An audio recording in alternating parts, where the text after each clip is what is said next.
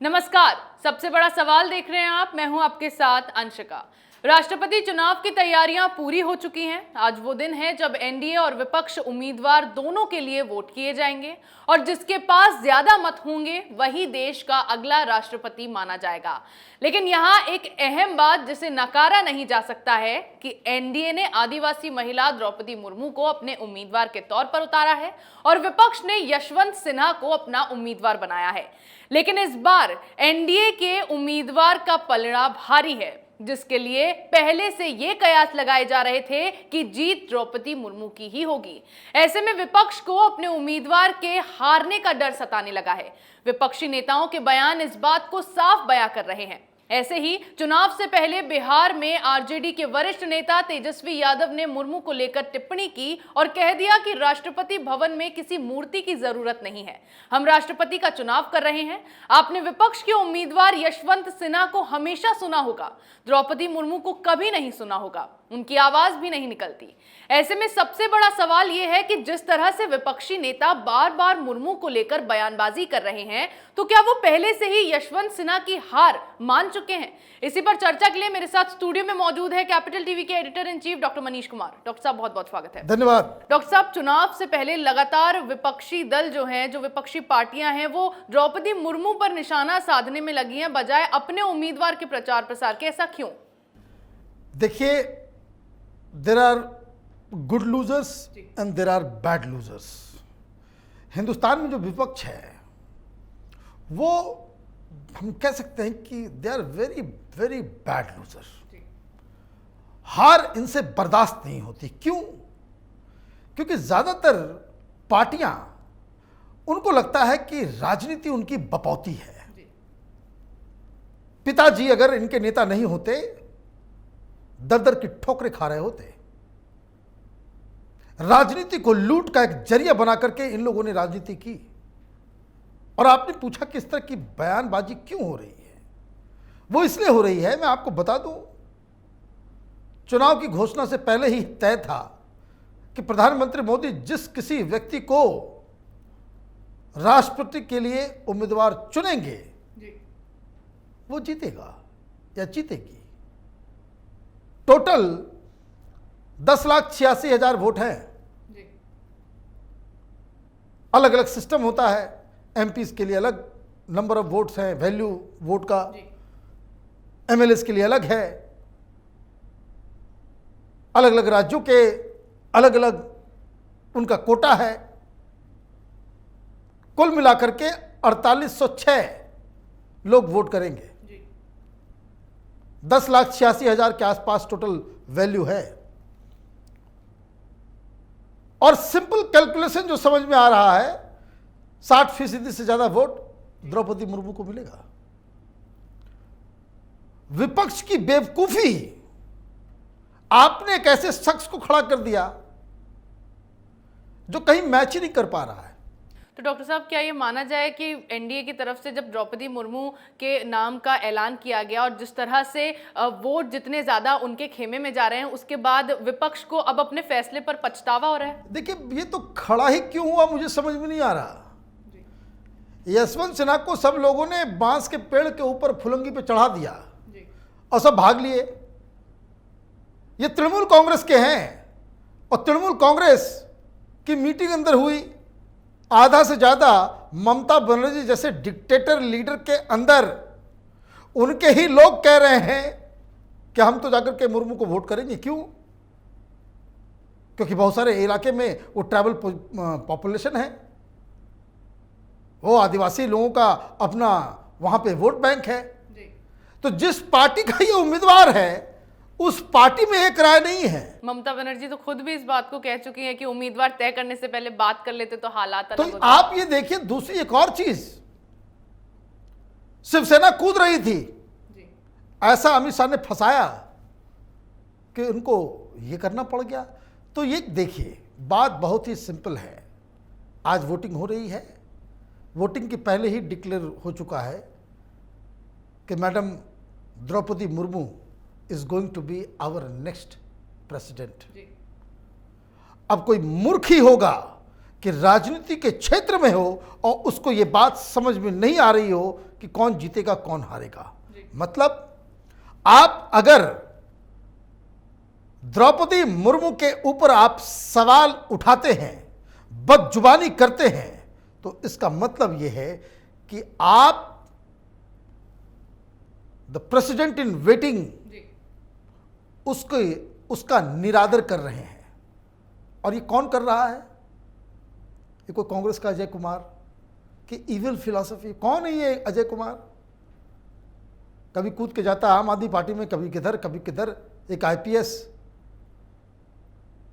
क्या इसकी स्टैंडिंग है? क्या कारनामा आपने किया जीवन में? क्या स्ट्रगल आपने किया है? राहुल गांधी की पार्टी, जो व्यक्ति, माने आप गांधी परिवार में पैदा हो गए इसलिए तो आप इतने बड़े लीडर बन गए। मैडम मुर्मू के परिवेश में राहुल गांधी पैदा हुआ होता, या तेजस्वी यादव पैदा हुआ होता, कहीं गाय बकरी चरा रहा होता जंगल के अंदर। और इनकी बदजुबानी, आप एक महिला जिसका जीवन आदर्श है तमाम महिलाओं के लिए, हिंदुस्तान में जितनी भी लड़कियां, महिलाएं जो अपना नाम कमाना चाहती, जो स्ट्रगल कर रही हैं, उनके लिए द्रौपदी मुर्मू एक मिसाल है। और अभी तक इनको समझ में नहीं आया है तो इनका कोई इलाज नहीं कर सकता। और ये तेजस्वी यादव जिसका बयान आपने बताया कि कभी सुना है? डॉक्टर साहब, तेजस्वी यादव एक तरफ तो ये बयान दे रहे हैं कि द्रौपदी मुर्मू के रूप में हमें कोई स्टैचू नहीं चाहिए, और दूसरी तरफ वो ये बयान भी दे रहे हैं कि एनडीए अगर उम्मीदवार तय करने से पहले एक बार बता देता तो स्थिति आज अलग होती। सारे लोगों देखिए, ये झूठे लोग हैं। सारे लोगों से बातचीत हुई, जेपी नड्डा और राजनाथ सिंह सबसे जाकर के फोन कर करके लोगों ने सबसे बातचीत की, वोट भी मांगे। आपको प्रधानमंत्री मोदी को नीचे दिखाना है। प्रधानमंत्री मोदी की सोच जो है वो आपकी सोच जहां खत्म होती है वहां से वो शुरू करते हैं। ये बात इन लोगों को समझ में नहीं। और आपने क्या कह दिया कि राष्ट्रपति भवन के अंदर आपको मूर्ति नहीं चाहिए? आपने कभी आवाज नहीं सुनी? भाई, आदिवासियों की आवाज सुने होते, दलितों की आवाज सुने होते तो आज ये हाल होता विपक्ष का। मूर्ति नहीं चाहिए। कभी अपनी माताजी से पूछे हो कि जब वो मुख्यमंत्री बिहार की बनाई गई थी, जब पिताजी चारा घोटाला में फंस गए, चारा घोटाला में फंसने के बाद जब लालू यादव को लगा कि भाई अब यहां पे सस्टेन नहीं किया जा सकता, तब आपने आरजेडी के या उस गठबंधन के लोगों के सबसे पॉपुलर लीडर को आपने मुख्यमंत्री बनाया क्या? सबसे काबिल आदमी को आपने मुख्यमंत्री बनाया क्या? आपकी मां बन गई। मुख्यमंत्री बनने से पहले किसी ने आवाज सुनी थी? जीवन में क्या उन्होंने संघर्ष किया? कोई? तो ये लोग देखिए, ये तो वाहियात की बातें। इन लोगों को ये समझ में नहीं आ रहा कि आप देखिए कि कितना बड़ा फैसला है। दिक्कत क्या है? दिक्कत ये है कि ये सब डायनेस्ट हैं। बाप दादा के नाम पे ये लोगों की रोजी रोटी चलती है।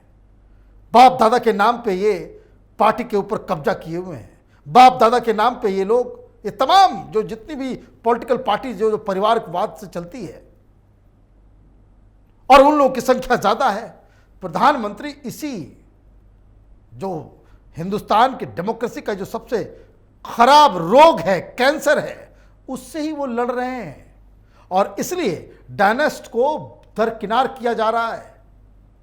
जिस तरीके से आप देखिए पद्मश्री, पद्म विभूषण अवार्ड्स मिलते हैं, पहले तो दलालों को दिया जाता था। खबर ऐसी बोलती थी कि पैसे दो यूपीए के दौरान और पद्मश्री पालो। राजीव गांधी फाउंडेशन में पैसे डाल दो और आपको मिल जाए, आप उसके पॉलिटिकल दलाल बन जाओ तीस्ता सितलवाड़ की तरह, तो आपको पद्मश्री मिल जाएगा। अभी मिलता है? नहीं मिलता है। क्यों नहीं मिलता? क्योंकि अब ये सरकार ढूंढ ढूंढ के ऐसे लोगों को निकाल के लाती है जो वाकई जीवन में संघर्ष करके किसी मुकाम पे पहुंचते हैं। एक गांव के जीवन को बदल देना, एक इलाके के पर्यावरण को बदल देना, एक जगह के वाटर लेवल को ऊपर कर देना, छोटी छोटी चीजें जिसमें लोगों ने जीवन खपा दिया, वैसे हीरो को ढूंढ के निकाला जाता है अब अवार्ड के लिए। इन लोगों को मिर्ची लगती है कि भाई इनके दलाल गैंग जो है लुटेन में बैठा बैठा बहुत 8 साल हो गए, किसी दलाल को कुछ मिला नहीं, क्या किया जाए, पैसे से भी काम नहीं चल रहा। तो ये जो पहले का जो सिस्टम था उस वजह से इन लोगों की हालत कर, और हारेंगे ये। डॉक्टर साहब, अगर चुनाव के बाद जो परिणाम आते हैं उसमें द्रौपदी मुर्मू जीत जाती है, ऑफिशियली उसकी घोषणा भी हो जाती है, तो विपक्ष को एकजुट करने की जो ममता बनर्जी की कवायद थी और जिस तरह से बीजेपी के खिलाफ पूरा विपक्ष एकजुट होकर मोर्चा खोले बैठा था, उस सपने का क्या होगा? वो सपना तो पहले ही टूटा हुआ है। जो कैपिटल टीवी के दर्शक होंगे वो मैं बार बार कह रहा हूं, ये कहीं का ईंट कहीं का डोरा, भानुमति ने कुनबा जोड़ा, ये काम चलता है राजनीति में। भाई कांग्रेस पार्टी से ही पहले लड़ लो। आप देखिए विरोधाभास विपक्ष में इतना ज्यादा है। केरल में सीपीएम और कांग्रेस एक दूसरे से लड़ाई लड़ते हैं। कांग्रेस पार्टी के दफ्तर में सीपीएम का youth wing, student wing, SFI के लोग जाकर के तोड़फोड़ कर देते हैं, और दिल्ली में राहुल गांधी और वृंदा करात, प्रकाश करात और येचुरी फोटो सेशन करते हैं। कैसे चलेगा भाई? वामपंथियों के साथ आप लड़ करके ममता बनर्जी यहां तक पहुंची, दिल्ली में साथ में फोटो खिंचाओगे, नीचे क्या होगा? ये तमाम, ये जितने भी जो रीजनल पॉलिटिकल पार्टीज हैं वो देश के बाहर नहीं है, वो अपने राज्य के बाहर नहीं है। ममता बनर्जी उत्तर प्रदेश में किसी मोहल्ले का चुनाव नहीं जीत सकती, और ख्वाब प्रधानमंत्री बनने का है। क्या हुआ? गोवा तो गई थी, क्या हो गया? कुछ नहीं। क्या हासिल किया? कुछ नहीं। खरीद बिक्री करके आपने पार्टी स्ट्रक्चर खड़ा किया, सब भाग गए, खत्म कहानी। तो ये फ्रॉडिज्म से, ब्लैकमेलिंग से, बयानबाजी से और मीडिया के दलालों के जरिए सारे विपक्ष एकजुट हो जा रहे हैं, एकजुट हो जा रहे हैं, वो सब पलीता लग जाएगा। आप कल रिजल्ट आ जाएगा, मालूम चल जाएगा जी। तो ये देखिए, विपक्षी एकता, विपक्षी एकता, विपक्षी एकता वो तब होता है जब हर पॉलिटिकल पार्टी कुछ न कुछ सेक्रीफाइस करने के लिए तैयार हो, और विपक्षी एकता बनने के लिए यह जरूरी होता है कि उसका एक सर्वमान्य लीडर हो जी।